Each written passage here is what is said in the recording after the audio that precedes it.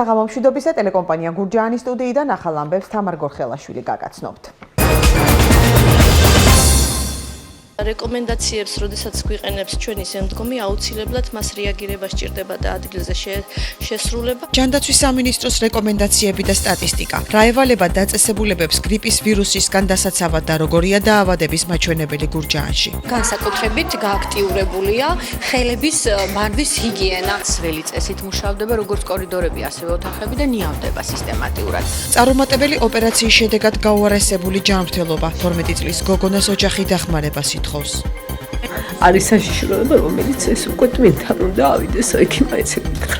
უდიდესი გულმოწყალებით ვთხოვს ყველას, რომ ძალიან დიდი კეთილგუნელობა გამოიჩინონ იმისთვის, რომ ბავშვს დაეხმარნენ. გუშინდელთან შედარებით დღეს დოლარი კიდევ გაძვირდა. როგორი იყო ეროვნული ვალუტის კურსი? საღერღი არის, რომელიც პრესს ხელმავს. მარცვლეული საღერღი და ვეტერინალური მომსახურების ხელშეწყობა. როგორ ვითარდება კახეთში მცირე საწარმოები? საახალწლო სამზადი სიყვარელში რა ღონისძიებებია დაგეგმილი? გამოყოფილია 28,000 თანხა, რომელიც კომპლექსურად დაიხარჯება აი იმ ყველა ღონისძიებაში. ეთერშია ტელეკომპანია გურჯაანის მთავარი საინფორმაციო გამოშვება. ტელეკომპანია გურჯაანის ახალი ამბების განმეორებით ნახვა ხვალდილის 10 საათზე შეგეძლებათ. გარდა ამისა, ტელეკომპანია გურჯაანის გადაცემები და სიუჟეტები შეგიძლიათ ნახოთ ჩვენ საიტზე gurjani.tv.com. ასევე Facebook-ის გვერდზე მოგძებნეთ ქართული შრიფტი ტელეკომპანია გურჯაანი. ვიყურეთ სილქნეზე, მაგთისაცსა და მაი ვიდეოზე. ჯანდაცვის სამინისტროს რეკომენდაციები გრიპის და გრიპის მაგვარი დაავადებების გავრცელების თავიდან აცილების მიზნით უწყება დაწესებულებებს სხვადასხვა სახის ღონისძიებების ჩატარებას ურჩევს. რეკომენდაციები ეხება როგორც საგანმანათლებლო დაწესებულებებს, ისე სხვა სამსახურებსაც. დეტალურად რას ითვალისწინებს რეკომენდაციები და როგორია დაავადების მაჩვენებელი გურჯაანში, ეთერ თეტრაძე განაგრძობს თემას. ჯანდაცვის სამინისტროსგან მიღებული რეკომენდაციით ვირუსული ინფექციების თავიდან აცილების მიზნით კონტროლი გამკაცრდა სკოლებსა და სკოლამდელი აღზრდის დაწესებულებებში. გურჯაანის საბავშვო ბაღების გაერთიანების ხელმძღვანელის ინფორმაციით ყველა ბაღი აღჭურვილია სათანადო საშუალებებით. ამ ეტაპზე, რადგან ასეთი ვირუსული ინფექციებია, განსაკუთრებით გააქტიურებულია ხელების მართვის ჰიგიენა. ყველა საბავშვო ბაღში ჩვენ გვაქვს ის პირობა, რომ არის გამდინარე წყალი, ყველა საბავშვო ბაღი ამ ეტაპზე მომარაგებულია თხევადი საპონით და ამ კუთხით ეს რეკომენდაციაც ჩავთვალოთ, რომ გურჯაანის საბავშვო ბაღებში არის შესრულებული. კონტროლი გამკაცრდა საჯარო სკოლებშიც. იმ შემთხვევაში, თუ მოსწავლეთა გაცდენა 20%-ს გადააჭარბებს, სასწავლო პროცესი 3 დღით შეწყდება. როგორც პირველი საჯარო სკოლის დირექტორი ამბობს, ბოლო დღეებში გაცდენების რიცხვმა იმატა. დღეში რამდენჯერმე მუშავდება სადეზინფექციო საშუალებებით ტუალეტები და შენობაც ძველი წესით მუშავდება როგორც კორიდორები, ასევე ოთახები და ნიავდება სისტემატურად. გრიპის ვირუსი, რა თქმა უნდა, იგრძნობა, გაცდენებზე აისახა. ბავშვების დიდი ნაწილი არ დადის სკოლაში, მშობლები არ უშვებენ და იყო შემთხვევები, როდესაც სიცხიანი ბავშვები დაგვეთხოვნენ და მშობლებთან შეთანხმების შემდეგ გაუშვით. დამრიგებლები სისტემატურად უკავშირდებიან მშობლებს და აქვთ აი სისტემატიური ინფორმაცია ამასთან დაკავშირებით. გრიპის სეზონის დაწყებასთან დაკავშირებით ჯანდაცვის სამინისტროს რეკომენდაციით სკოლებისა და ბაღების გარდა ჰიგიენის პროცედურების დაცვა ნებისმიერ დაწესებულებას ევალება. რეკომენდაციის თანახმად ასევე მიზანშეწონილია სპირტის შემცველი ხელის დასამუშავებლებით აღიჭუროს ისეთი საზოგადოებრივი თავშეყრის ადგილები, როგორიცაა აფთიაქები, პოლიკლინიკები, საავადმყოფოები და სხვა. რეკომენდაციების შესრულებაზე კონტროლს საზოგადოებრივი ჯანდაცვა ახორციელებს. რეკომენდაციებს, როდესაც გვიყენებს ჩვენი ზემდგომი, აუცილებლად მას რეაგირება სჭირდება და ადგილზე შესრულება აუცილებლად ჩვენის მხრიდან იქნება აუცილებლად გადამოწმებული, რომ მაქსიმალურად ნებისმიერ ასეთ დაწესებულებას ჰქონდეს შეძლების დაგვარად მოწყობილი სველი წერტილები. გასული კვირის მონაცემებით გურჯაანის ამბულატორიულ დაწესებულებებს 1828, ხოლო საავადმყოფოს 274-მა მოქალაქემ მიმართა. აქედან ჰოსპიტალურ მკურნალობას 13 მათგანი გადის. მედიკოსები მოსახლეობას ურჩევენ, რომ გრიპის სიმპტომების გამოვლენისთანავე ექიმს მიმართონ. წარუმატებელი ოპერაციის შედეგად გაუარესებული ჯანმრთელობა ყვარელში მცხოვრები 12 წლის გვანცა მელქაძის ოჯახი დახმარებას ითხოვს. გოგონას თვალზე სასწრაფო ოპერაცია ესაჭიროება. ექიმების რეკომენდაციით ოპერაციის თურქეთში ჩატარების შემთხვევაში, რაც $3,000 ჯდება, გოგონა გამოჯანმრთელდება. სოციალურად დაუცველ 11 სულიან ოჯახს კი საზღვარგარეთ მკურნალობის საშუალება არ აქვს. მელქაძეებთან დღეს ვერა იაშვილი იმყოფებოდა. დახმარება ხდება რამეში დასრულდა მეცადი 12 წლის გვანცა მელქაძეს თვალის ოპერაცია სასწრაფოდ უარ ჩაუტარდა, მან არათუ გაკვეთილების მომზადება, არამედ შესაძლოა სახლიდან გასვლაც კი ვეღარ შეძლოს. გვანცას დედა სოფო იმედაშვილი გვიყვება, რომ 2 წლის წინ წარუმატებლად ჩატარებულმა ოპერაციამ შედეგი არ გამოიღო და დაავადება ყოველდღიურად რთულდება. თვალზე ფტოზის დიაგნოზი გვანცას დაბადებიდან დაუდგინეს. ექიმების რეკომენდაციით თუ ოპერაცია თურქეთში ჩატარდება, ბავშვი გამოჯამრთელდება. ეს არის უხარისხო ნივთის ჩადგმა, რამაც გამოიწვია ეს ყველაფერი არავით არის ბაქტერია, არავით არის ხელის მოხვედრა, ეს შეუთავსებლობა ამ ორგანიზმშიო.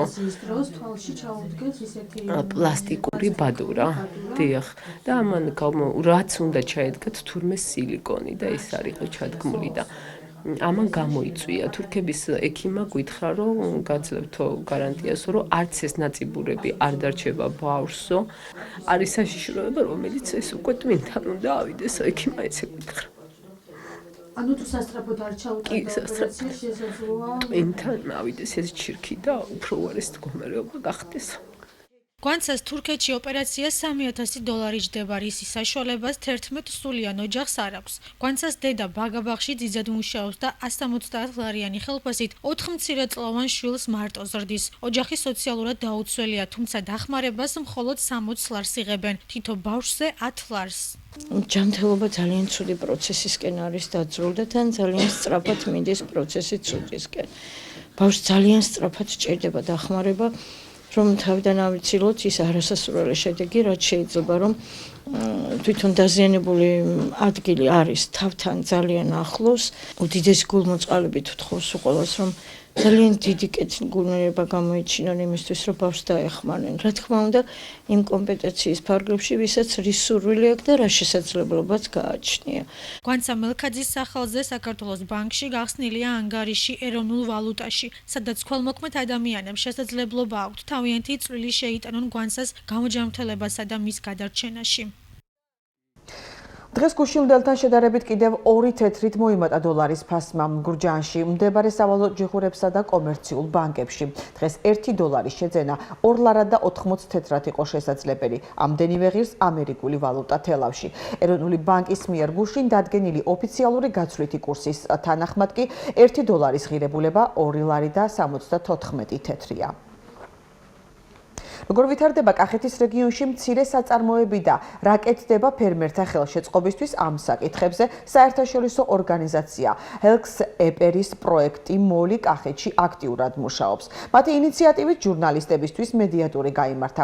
20-მდე სხვადასხვა მედიო ორგანიზაციის ჟურნალისტმა მეცხოველეობისა და რძის გადამამუშავებელი მცირე და საშუალო ბიზნესი მოინახულა. გთავაზობთ მარცვლეულის საღერღი მცირე საწარმოსა და ვეტერინარული მომსახურების ცენტრის შესახებ მომზადებულ სიუჟეტს. საქონელი კი მყავს. კვირაში ორჯერ მაინც მჭირდება წისქვილზე მოსვლა, აქ რო დაფუძვა მარცვლეული. სულხან გამყრელიძეს 20 სული ძრო ყავს. ამბობს, რომ რძის ნაწარმის რეალიზაციისგან მიღებული თანხა ოჯახის მთავარი შემოსავალია. ფერმერი საქონელს ძირითადად დაღერღილი მარცვლეულით კვებავს. ამიტომ სოფელ ბადიაურში მდებარე წისქვილში კვირაში რამდენჯერმე მიდის. თვის განმავლობაში 500 კილო მაინც მინდა მე, რომ მარტო მეწველ საქონელ ვაჭამო, რომელიც იწველება. დანარჩენს ბალახი. იმაქ საქონელზე დამოკიდებული ჩემი ოჯახიცა და ჩემი ყველა ძირითადად 7-8 სული მყავ დასაქმებული მაგ საქმეზე. საღერღი არის, რომელიც რო პრეს ღერღავს ტაროიან სიმინს პირდაპირ და ასევე მარცვალს. გურამ ნათაშვილმა სოფელ ბადიაურში მარცვლეულის საღერღი მცირე საწარმო 10 წლის წინ დააარსა. მის წისქვილში სულხან გამყრელიძის მსგავსად მარცვლეული დასაღერღად ადგილობრივების გარდა მეზობელი სოფლების მოსახლეობასაც ხშირად მიაქვს, რამაც მეწარმეს საკუთარი ბიზნესის გაფართოება გადააწყვეტინა. კონდა მარტო ერთი საღერღი, ერთი თანადგარი, რომელთაც შემსახურებოდი სოფელს ფერმერებს გავადვილი მომსახურება, რომ აქ სოფელში არ იყო ასეთი რამე და გავაკეთე ესეთი საღერღი, რომ ყოფილიყო გავადვილებოდათ საქმე. ღელო ყველანაირ მაცვლულს, სიმინს, ხორბალს, ქერს, რაც ესაჭიროება გლეხს, რასაც მოიტანს, ყველანაირ მაცვალი იღერღება საქონლისთვის. შენობა გავაფართოვეთ, გავადიდეთ. ჯოფესი არა, მანქანა შემოდის უკვე შიგნით ამინდის მიხედვით ყველანაირად. გურაბ ნადაშვილმა საღერღი ახალი დანადგარებით პროექტის მოლი კახეთში მხარდაჭერით აღჭურვა, რომლის მიზანით საღერღში მისული მცირე ფერმერებისთვის გაუმჯობესებული მომსახურების შეთავაზება იყო. ამავე მიზნის მისაღწევად საგარეჯოს მუნიციპალიტეტში ვეტერინარული მომსახურების ცენტრს დრამისკის ეკოსკოპიური აპარატი გადაეცა. ეკა ბუზარიაშვილის თქმით, მიუხედავად აღნიშნული დახმარებისა, სფეროში მოუგვარებელი პრობლემები კვლავ რჩება. დღეში გვყავს 100 მომხმარებელი, მოგმართავენ მსხვილი საქონლის, ღორის, ფრინველის, ძაღლის და ასე შემდეგ. ყველანაირი სახეობის ცხოველზე გვაქვს მომართვა. ეკოსკოპიური აპარატი ფრიად საჭირო და დროული იყო, რამე თუ ჩვენ ვერ ვახერხებდით ბევრი დაავადებების დიაგნოსტირებას ამ აპარატის გარეშე, გარდა მაგისა მაკეობის დადგენა მნიშვნელოვანია ფერმერებისთვის. ვეტერინარის სფეროში დარჩენილია ის პრობლემები, რომ კიდევ გვჭირდება განვითარება, ხდება სხვადასხვა ტექნოლოგიების შემოტანა არის აუცილებელი.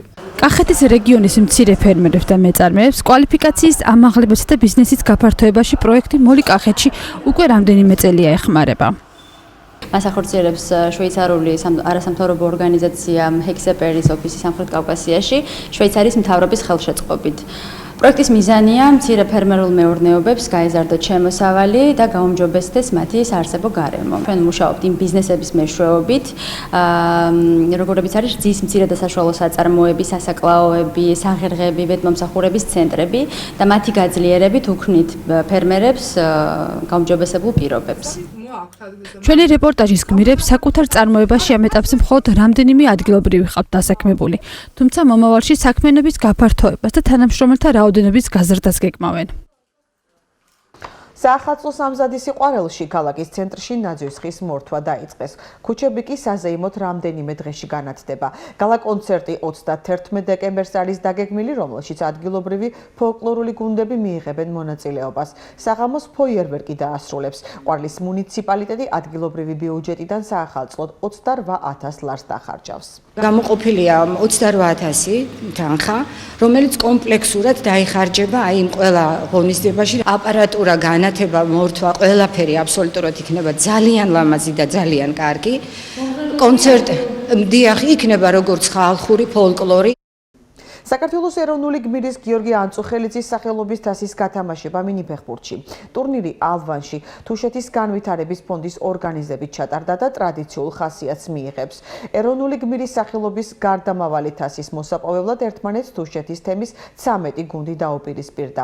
ჩემპიონატის მიზანი ახალგაზრდებში სპორტის პოპულარიზაცია და ჯანსაღი ცხოვრების ხელშეწყობაა.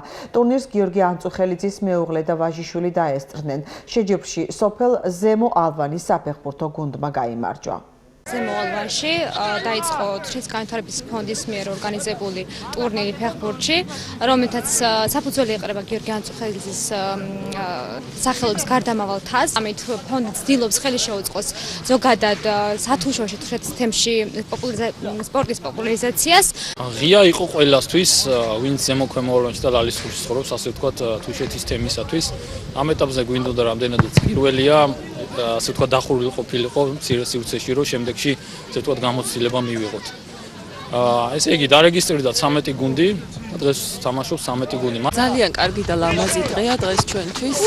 გიორგის, როგორც ვიცი, გიორგის სახელობის თასი არის დაჯილდოვება და ძალიან დიდი მადლობა მინდა გადაუხადო თუშებს, რომ ესე ყოველთვის ახსოვთ გიორგი. გუბერნიის თასის გათამაშება გამგებლებსა და საკრებულოს თავმჯდომარეებს შორის ჭადრაკში. ტურნირი თელავში ჭადრაკის სახლში გაიმართა და მასში მონაწილეობა რავე მუნიციპალიტეტის ხელმძღვანელმა პირებმა მიიღეს. ჩემპიონატში პირველი ადგილი ყვარლის საკრებულოს თავმჯდომარემ ჯემალ შავერდაშვილმა დაიკავა. მეორე ადგილზე ლაგოდეხის გამგებელი კახა ჯამბურია გავიდა. მესამე ადგილზე კი თელავის მუნიციპალიტეტის გამგებელი ალექსანდრე შათირიშვილი.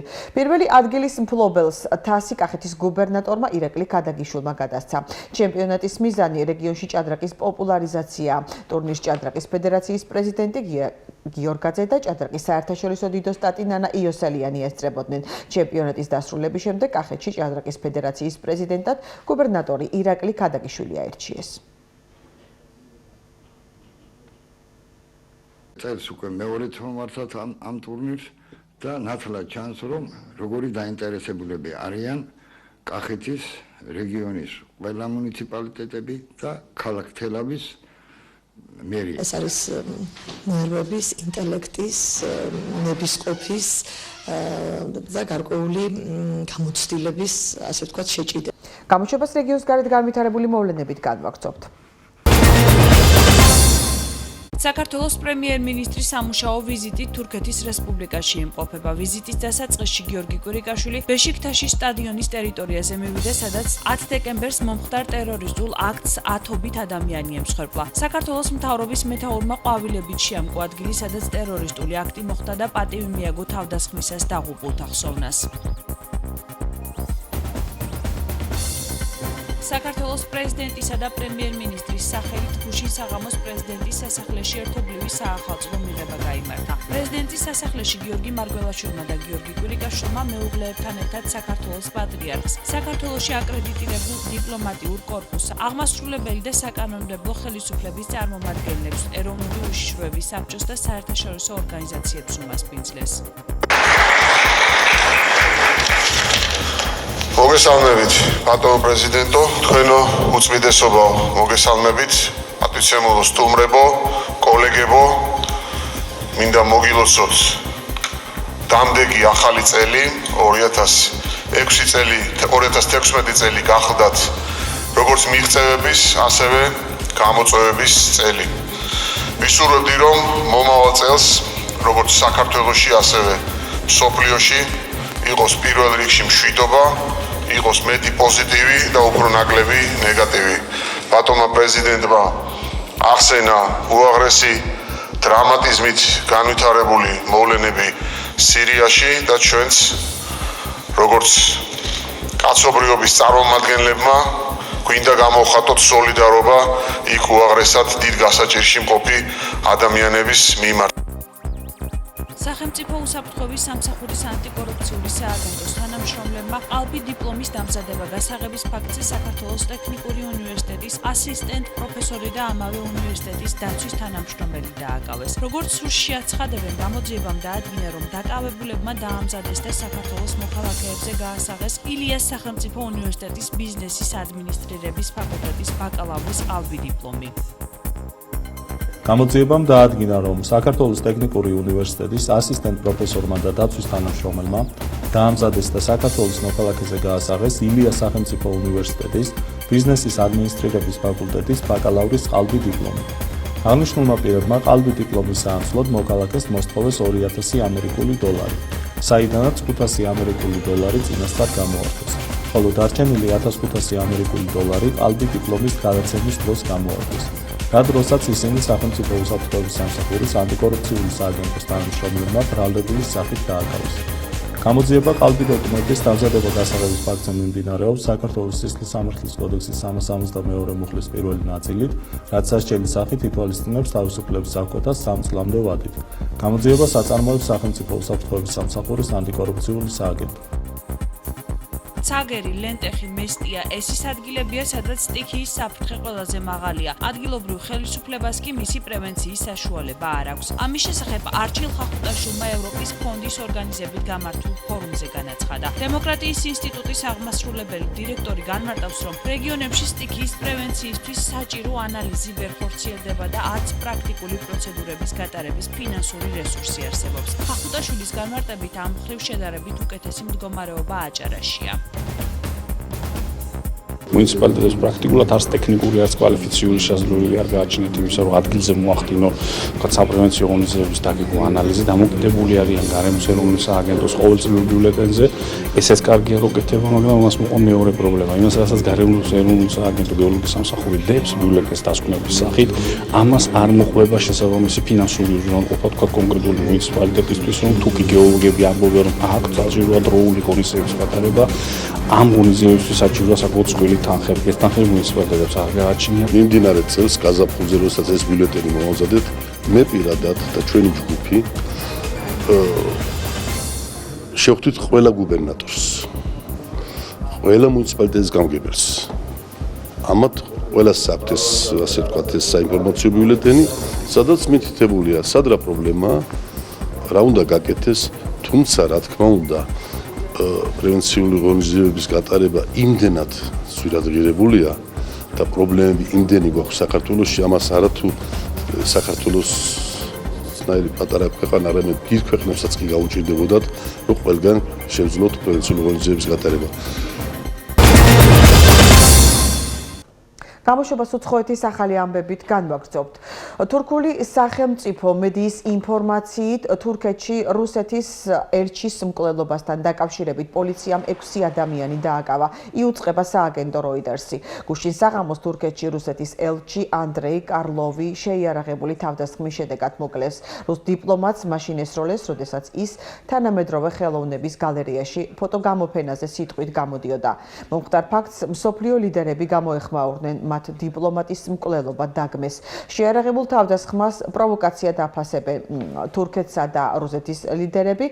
ვლადიმერ პუტინის განცხადებით, რუსეთი ამაზე ტერორიზმის წინააღმდეგ ბრძოლის გაძლიერებით უპასუხებს. ბერლინის ცენტრში საშობაო ბაზრობაზე სატვირთო ავტომანქანის შევარდნის შედეგად სულ მცირე 12 ადამიანი გარდაიცვალა. დაშავებულია 50 მოქალაქე. გერმანიის პოლიციამ მომხდარ შემთხვევას ტერორისტული აქტის კვალიფიკაცია მისცა. სატვირთო მანქანის მძღოლი, როგორც იუწყებიან, წარმოშობით პაკისტანელია და გერმანიაში თავშესაფრის მოთხოვნით გასულ წელს ჩავიდა. როგორც გერმანული მედია იუწყება, პოლიციას არ გააჩნია ინფორმაცია დაკავებულის კავშირებზე ტერორისტულ ორგანიზაციებთან.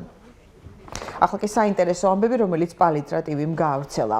ღაზას სექტორში ბიზანტიის იმპერიის პერიოდის ეკლესიის ნანგრევები აღმოაჩინეს.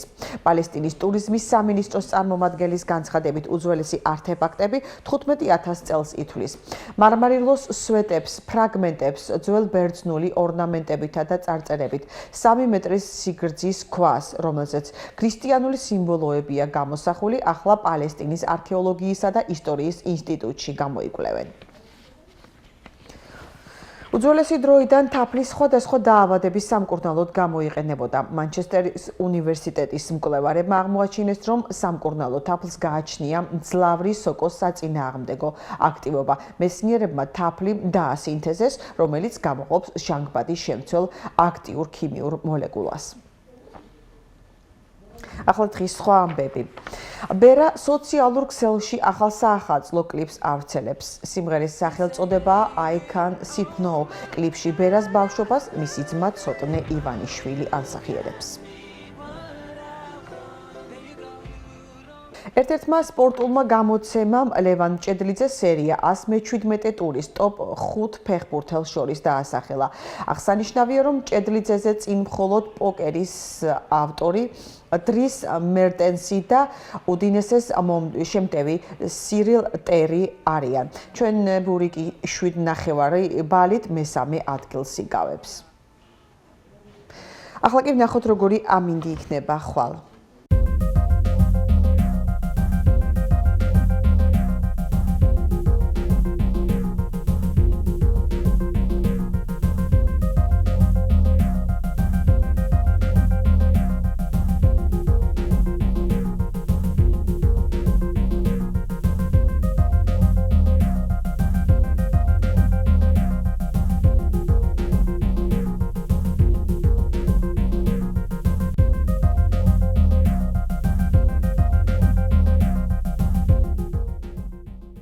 ტელეკომპანია გურჯაანის ახალი ამბების განმეორებით ნახვა ხვალდილის 10 საათზე შეგეძლებათ. გარდა ამისა, ტელეკომპანია გურჯაანის გადაცემები და სიუჟეტები შეგიძლიათ ნახოთ ჩვენ საიტზე gurjaani.tv.com. ასევე Facebook-ის გვერდზე მოგძებნეთ ქართული შრიფტით ტელეკომპანია გურჯაანი. გვიყურეთ სილქნეტზე, მაგთისაცსა და მაი ვიდეოზე. ჩვენი გამოშვება კი ამით დასრულდა. ნახვამდის.